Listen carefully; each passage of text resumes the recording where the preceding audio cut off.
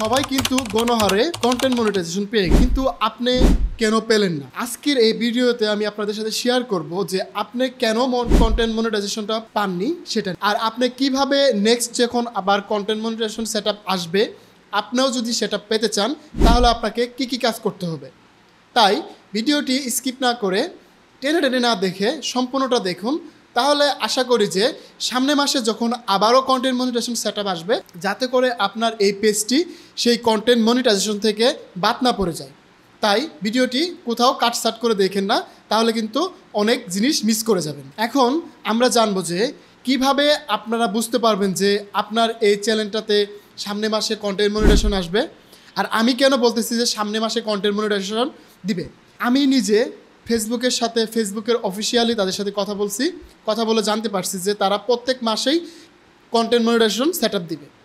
তো এক মাসে যখন অনেক বেশি সেটআপ চলে আসে তখন তারা একটা মাস স্থগিত রেখে নেক্সট মাসে তারা কন্টেন্ট মনিটাইজেশন সেটআপের জন্য আবার যারা কন্টেন্ট ক্রিয়েশন আছে যাদের কন্টেন্টগুলো কন্টেন্ট মনিটাইজেশনের আওতাও পড়ে তাদেরকে তারা কন্টেন্ট মনিটাইজেশন সেটআপটা দিয়ে দিবে। তাই আপনি আগে থেকে কিভাবে বুঝবেন যে আপনার এই ফেসবুক পেজটি কন্টেন্ট মনিটাইজেশনের আন্ডারে পড়তেছে কিনা বা আপনার কোনো ভুল রয়েছে কিনা যেটার মাধ্যমে আপনার এই পেজটি কন্টেন্ট মনিটাইজেশন পাবে না। তো আমি আপনাদের কিছু ভুলের কথা বলি। আমরা অনেকেই কি করি, যে ভিডিওটি অনেক ভাইরাল চলতেছে, ট্রেন্ডিংয়ে চলতেছে, ওই ভিডিওটি অন্য আরেকটি পেজ থেকে নিয়ে এসে কপি করে জাস্ট আমাদের পেজে ছাড়ি। এতে কি হয়, এতে কিন্তু আমাদের যদি কপিরাইট নাও আসে আমাদের কিন্তু অনেক বড় একটা ভুল হয়ে যায়, সেটা হচ্ছে রিইউজ কন্টেন্ট পলিসি। আপনারা যারা এই রিইউজ কন্টেন্ট পলিসি সম্পর্কে জানেন না তাদের সম্পর্কে আমি একটু বলে দিই। রিইউজ কন্টেন্ট পলিসিটা হচ্ছে আপনি অন্য আরেকজনের ভিডিও অথবা আপনারই একটা ভিডিও আপনি একবার আপনার পেজে ছাড়ছেন, দেন ওই ভিডিওটি আবার পুনরায় কিছুদিন পরে আবার আপনার পেজে ছাড়লেন। এটা হচ্ছে আপনার রিইউজ কন্টেন্টের মধ্যে পড়বে। এখানে কেউ আপনাকে কপিরাইট দিবে না, কপিরাইট ক্লাইম আসবে না, বাট আপনার কিন্তু এটা রিইউজ কন্টেন্ট পলিসি যেটা রয়েছে সেটার আন্ডারে পড়ে যাবে। আর এই রিইউজ কন্টেন্টের কারণে কিন্তু আপনি কন্টেন্ট মনিটাইজেশন পাবেন না। আপনি যদি রিইউজ কন্টেন্ট থেকে বাঁচতে চান তাহলে অবশ্যই আপনাকে আপনার পেজের যদি কোনো ভিডিও হয়ে থাকে, মনে করেন অনেক দিন আগে একটা ভিডিও ছাড়ছিলেন আপনার পেজে, সেটা অনেক ভালো পারফরমেন্স করছে, তো এখন সেই ভিডিওটি আবার ডাউন হয়ে গেছে।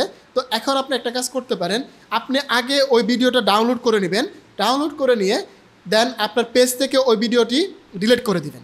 দেন আপনার যে ভিডিওটি ডিলিট করা হয়ে গেল আবার আপনার যে ভিডিওটি যেটা আপনি ডাউনলোড করছিলেন সেটা পুনরায় আপনি আবার আপনার পেজে আপলোড করেন, তাহলে আপনার কোনো রিইউজ কন্টেন্টের ঝামেলায় পোহাতে হবে না। কিন্তু আপনি যদি ডিলিট না করে সরাসরি আবার আপলোড করেন তাহলে কিন্তু আপনার ভিডিওর জন্যই আপনারই রিইউজ কন্টেন্টে পড়তে হবে এবং এর ফলে আপনার কন্টেন্ট মনিটাইজেশনটা কিন্তু পাবেন না।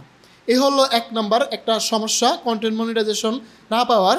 আর সেকেন্ড আরেকটা প্রবলেমটা হলো সেটা হচ্ছে আমরা অ্যাডাল্ট কন্টেন্ট বা সেন্সিটিভ কন্টেন্ট আপলোড করি, যেমন কোথাও মারামারি লাগছে, বড় আগুন লাগছে বা রক্ত মারামারি ফাটাফাটি একটা অবস্থা তৈরি হয়েছে, সেই সময়ের কিছু আমরা ভিডিও ফুটেজ আমরা আপলোড করি।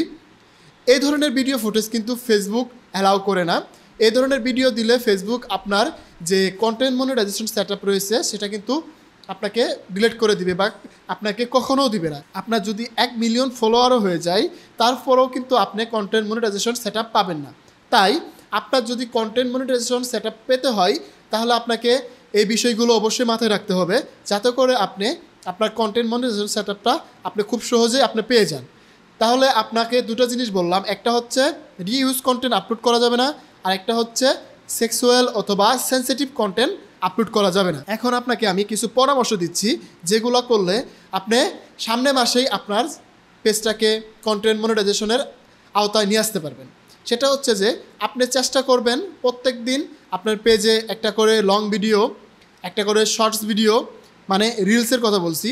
এখন বলতে পারেন যে ভাই রিলস থেকে তো কোনো ইনকাম আসে না, যদিও এই রিলস থেকে ইনকাম আসে না তারপরও কিন্তু আমাদেরকে রিলস আপলোড করতে হয়। রিলস আপলোড করলে আমাদের পেজটা অনেক গ্রো করে অনেক মানুষের কাছে পৌঁছায়, তাহলে আপনার যারা রিলস দেখবে তাদের কাছে কিন্তু আপনার লং ভিডিওটাও পৌঁছাবে, এতে করে রিলসের মাধ্যমে আপনার লং ভিডিওটাও তাদের কাছে গেল। এখন তৃতীয় নম্বর যে অপশনটা রয়েছে সেটা হচ্ছে আপনাকে চেষ্টা করতে হবে যে রেগুলারলি আপনি ফেসবুকে একটা লং ভিডিও, একটা শর্ট ভিডিও, একটা পোস্ট, একটা ফটো আপলোড, দেন কিছু টেক্সট লিখে পোস্ট করলেন আপনার ফেসবুকে, এই জিনিসগুলো যদি আপনি মেনে চলতে পারেন তাহলে আমার বিশ্বাস আপনার 1000 ফলোয়ার হলেও আপনি কিন্তু আপনার পেজে কন্টেন্ট মনিটাইজেশন সেটআপটা পেয়ে যাবেন। তাই আপনি যদি কন্টেন্ট মনিটাইজেশন সেটআপটি পেতে চান তাহলে কিন্তু অবশ্যই আপনাকে এই জিনিসগুলো মাথায় রাখতে হবে।